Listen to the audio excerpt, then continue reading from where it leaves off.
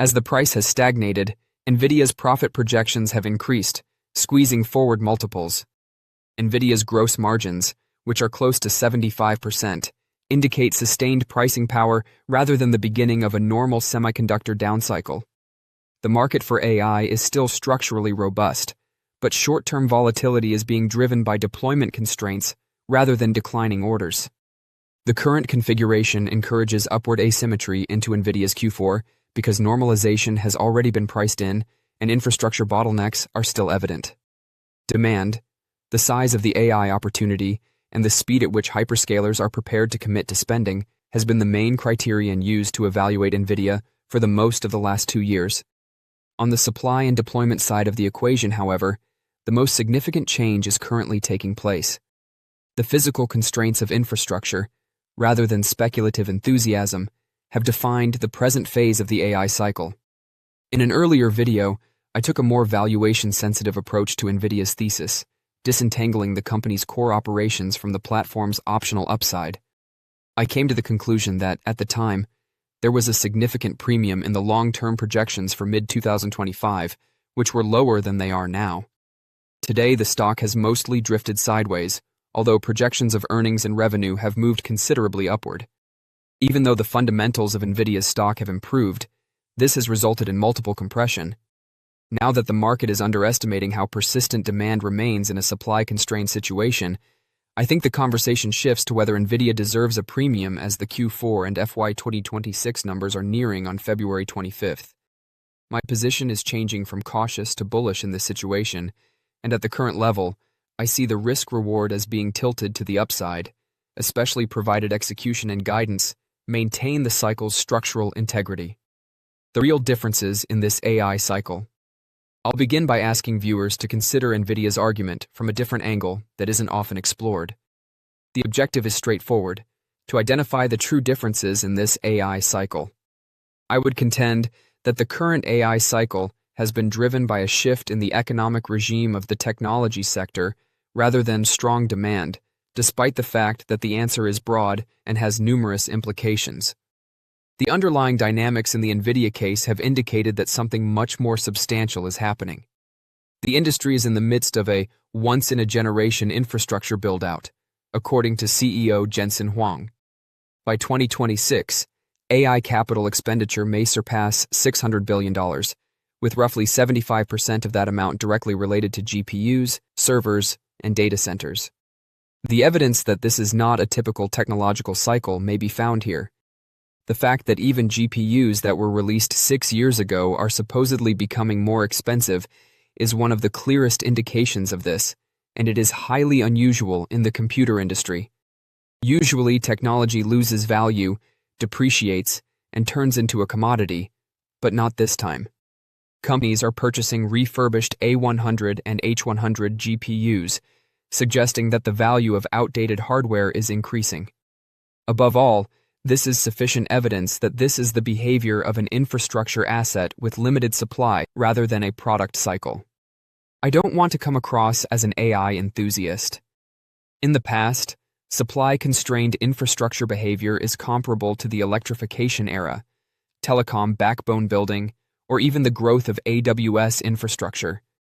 Therefore, we are functioning under a scarcity regime when outdated gear appreciates rather than depreciates. The power requirements of contemporary AI technology also highlight the cycle's physical limitations. A single next-generation AI rack, for instance, might consume nearly 100–120 kilowatts, as opposed to 5–10 kilowatts in conventional data center settings. This step improvement in power density demonstrates that the barrier is not just transistor innovation, but also the ability to provide electrical power, cooling, and physical capacity at scale. It may seem self-evident and even ridiculous, but the first step in figuring out where Nvidia is and where it may go is to realize that the firm is more than just a product cycle. Exponential computation's physical bounds. The next question is whether the physical world can absorb such capacity at the pace that markets currently assume. Acknowledging Nvidia as the official supplier of restricted computing capacity is just the first step. Because deployment is the barrier, growth may be uneven, even if demand is irrational.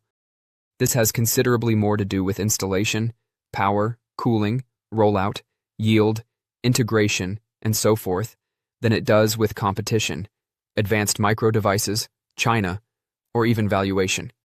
To put it another way, I don't see any issues with the chips fabrication. Rather, I see issues with their scalability given the difficulty of integrating thousands of high-density nodes into current data center infrastructures. Join our investor community. Hit subscribe and like to get your daily Nvidia stock insights and tutorials delivered. Assuming that hyperscalers purchase GPUs, revenue materializes, and growth is linear, I essentially see the industry today. However, the real operational reality includes clusters of 72 GPUs, Blackwell delays, overheating, clients having trouble, and so forth. The fact that power density has increased dramatically, Blackwell setups can reach up to 600 kW or 1 MW per rack on the roadmap and around 132 kW per rack, is evidence that the bottleneck is genuine. Since server upgrades result in an order of magnitude increase in power density that necessitates a redesign of the electrical and cooling systems, this demonstrates that the problem extends beyond server upgrades. The financial ramifications enter the picture here. Slow deployment refers to chips that have been bought but aren't yet making money, which is part of the capital expenditure and monetization gap. This is indirectly demonstrated by Blackwell's early rollout issues, such as timing discrepancies.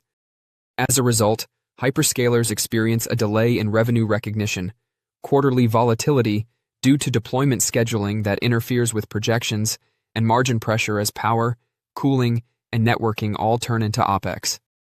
Nvidia's gross margin profile is among the most obvious signs that this is not acting like a typical semiconductor cycle. Despite a huge ramp in production and an unparalleled increase in industry capital expenditure, Nvidia maintains gross margins in the 70% area, which is far more stable than a cyclical hardware vendor. Rapid supply increase would lower prices and reduce profits in any normal chip cycle, not the other way around. Therefore, I would argue that demand cannot be met by the physical world at the rate at which the market is setting prices. However, that doesn't imply that the AI cycle is waning or that demand is decreasing. On the contrary, it remains incredibly robust. The important thing to remember is that the infrastructure required for this expansion has not kept up with the rate of capital investment. When the market projects linear growth trajectories, it tends to underestimate operational volatility due to a structural misalignment between orders placed and the real capacity to put that computing to work. The important things in Nvidia's upcoming print. However, based on all of the above, the market can be examining the incorrect measures if the cycle is genuine, but the execution is inconsistent. Here are 3 areas we might examine as Nvidia prepares to release its Q4 and full FY 2026 earnings on February 25. 1. What the market typically considers important for this print. 2. What is actually important. And 3. What to anticipate for 2026. Since revenue beat or miss, immediate guidance, and data center growth headlines are what really drive typical semiconductor cycles, there will be general agreement in the first block. However, I contend in the second block that, according to my thesis, the following factors will be crucial to these earnings. 1. Gross margins. 2. Data center revenue mix. 3. Remarks regarding Blackwell deployment. And 4. Lead times or supply limitations. 1. Gross margins. Nvidia reported non-GAAP gross margins of 73.6% in the most recent quarter, which was only slightly lower year over year. Management predicted that these margins would be around 75% in Q4. This margin level is still significantly higher than what conventional semiconductor cycles can maintain, even during their peak periods, in historical terms. The pertinent argument here goes even beyond, as this happens concurrently with a vigorous rise in customer capital investment and production. A steep decline would indicate the beginning of competitive normalization or commercial concessions to speed adoption, but any stabilization of margins near 75% for Q4 would support the view that the company continues to operate with great pricing power. 2. Data center revenue. Nvidia reported $51.2 billion in data center revenue in fiscal Q3 FY 2026, out of a total of $57.2 billion. This suggests that the segment makes up almost 90% of consolidated revenue. The capacity to maintain sequential growth following a quarter that previously demonstrated plus 25% QoQ in the data center is more important for the upcoming print than year-over-year growth alone.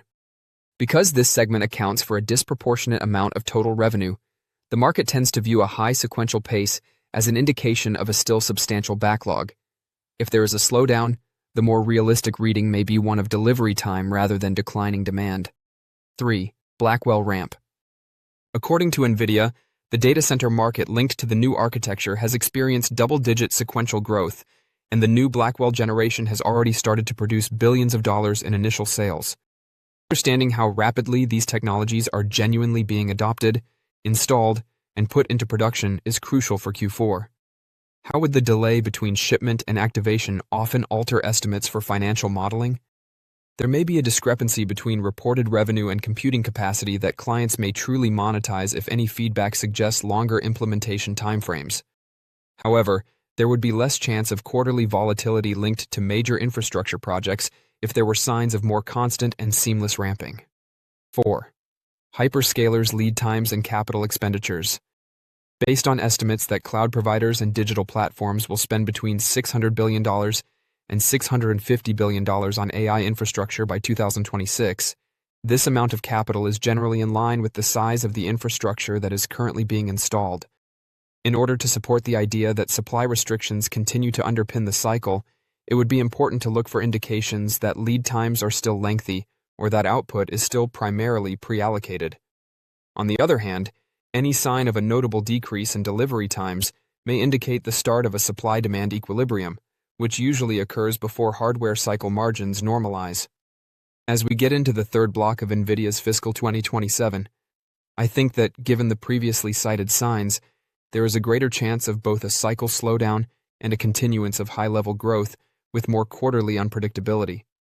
Because I see no other path when I combine the data center's revenue concentration, margins that are about 75%, and client capital expenditure records in the same context, I support this theory as the most likely.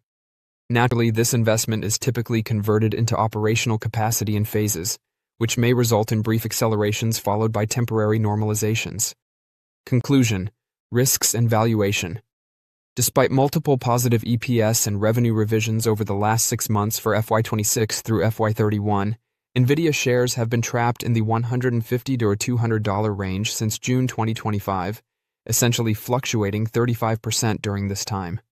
Even though the fundamentals are getting better, the value is still appealing because this represents a substantial contraction of the forward multiple in practice. Applying a more conservative multiple of 30x to the $7.71 EPS for FY27 would suggest a reasonable price at $231 per share. The PEG ratio, which is still between 1.0 and 1.1, well below the sector average of 1.5, is the complementary reading here. This indicates that, despite predictions for strong EPS growth, the market already accounts for a considerable deceleration in earnings growth. This overly cautious approach seems illogical to me, especially when considering the structural framework covered in the paper. Traditional semiconductor multiples are no longer the right benchmark if the present AI cycle is actually more of an infrastructure cycle than a product cycle. The current situation is particularly intriguing since, in contrast to 2023, investors are now paying lower multiples for stronger fundamentals rather than higher multiples for a better story. This is quite appealing to me, and I think it confirms my current bullishness and creates a very favorable timeframe for accumulating Nvidia shares.